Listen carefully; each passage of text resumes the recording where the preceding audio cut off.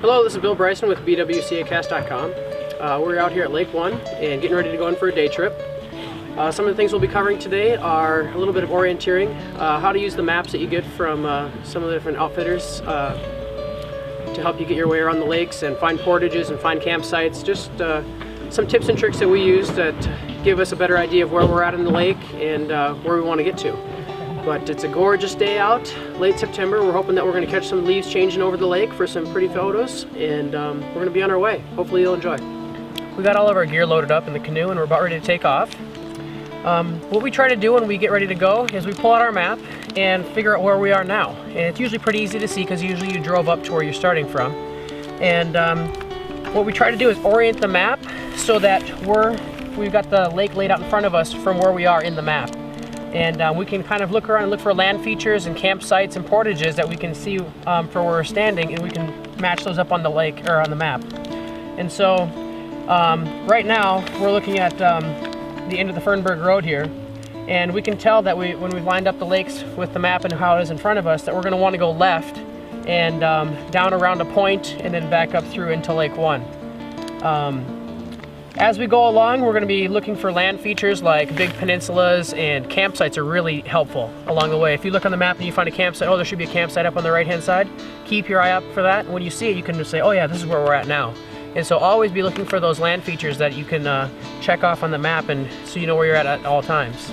That way you don't have that get halfway across the lake and then realize that maybe the portage you were looking for is back around the corner to the left or something like that. It just helps you be more efficient when you're traveling.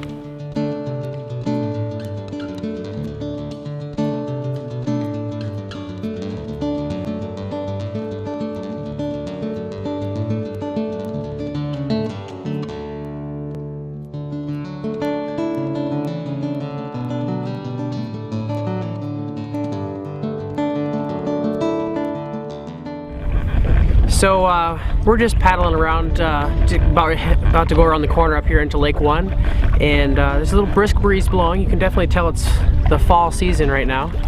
I haven't seen any leaves around yet. I guess the trees aren't really the right kind to have leaves that are changing on this part of the lake here, but maybe when we get further on it'll be pretty nice. But man, it is just sunny out, and it's just, you kind of have that crisp, fresh air that's blowing by. It's really nice. So we're going to keep on going and see what we come across.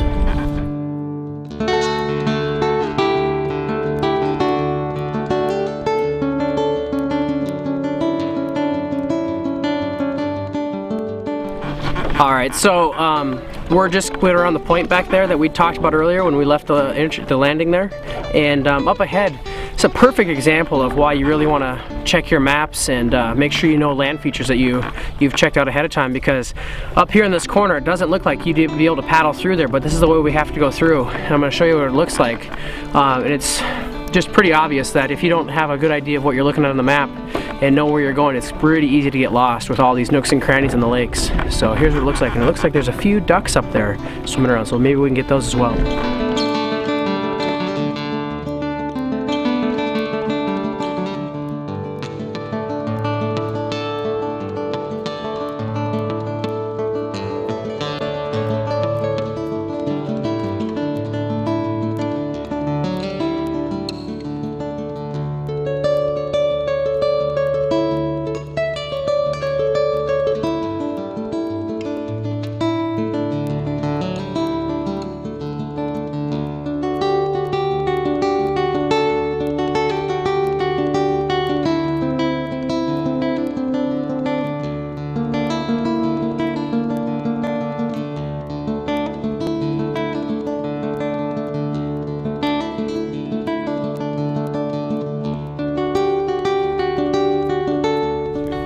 Back to the topic of orienteering a little bit. When you get into some of the narrow passageways like this, you don't really have much of an option, so it works out pretty well. There's not a whole lot of thought process going into where you need to go to next.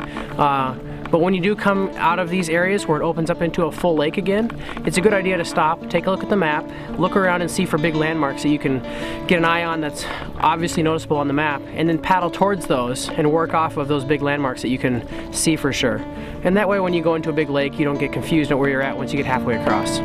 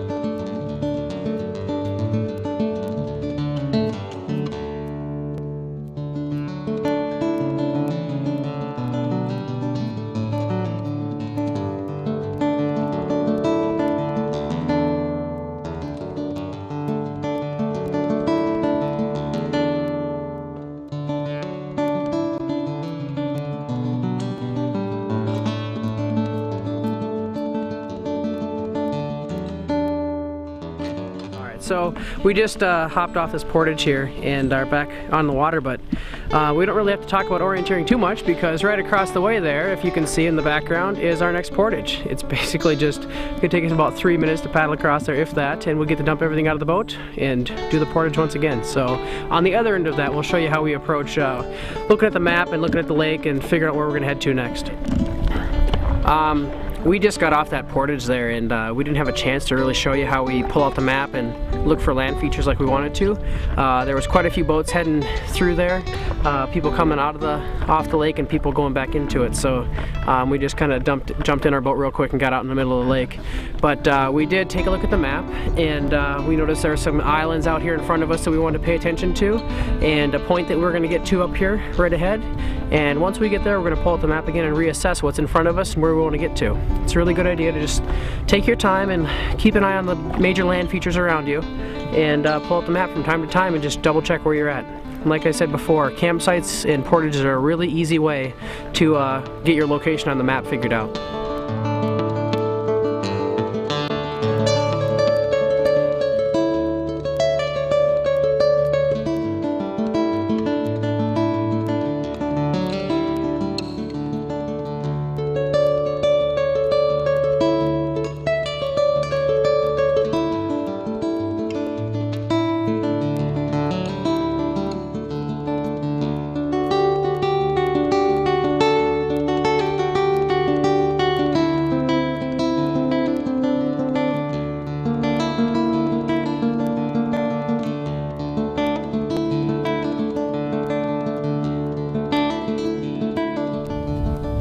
We stopped off here at a little campsite along the side of Lake 3 and had a snack for lunch, and just kind of been sitting back and visiting and enjoying the weather. It really warmed up today. It's been really nice this afternoon. It's about 1:30. We're going to hop back in the boat and continue paddling around, see if we can run into any wildlife, and probably eventually head on back into the car there. It's been a great day. If you get the chance to come out here in the fall, we'd really recommend it.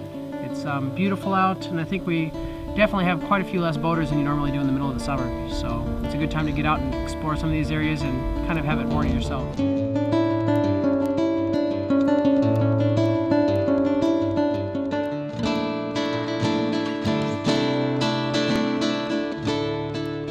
Well, we're back on Lake 1. We paddled back through, we were right on the edge of Lake 4 when we were at our little picnic spot there, and came back through Lake 2.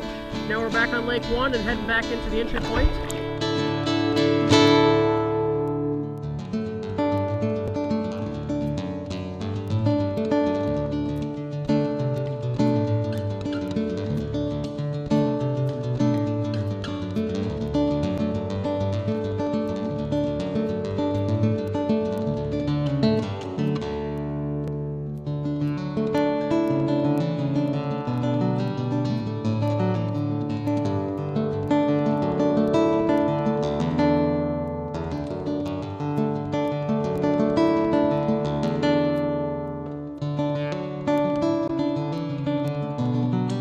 Alright, well, we're back from our little day trip into Lake 1, 2, 3, and 4. We showed you a little bit about orienteering, and we didn't actually see any of those nice fall colors yet. Should be another week or so. Maybe we'll come back out and try to show you that a little bit. But it was just an amazing day out. The sun was shining. I got a little sunburned again, as usual. But, you know, the waters were calm and a nice little breeze blowing that kept us kind of cool while we were paddling. Just a great day to be out in the fall. We've really had a lot of fun making this show, and look forward into the future. This winter we're going to plan on going into the Boundary Waters in the winter by dog team and hopefully do a little bit of winter camping, so you can look forward to that later on in the year. But for now, this is Bill Bryson with BWCAcast.com. Thanks for watching.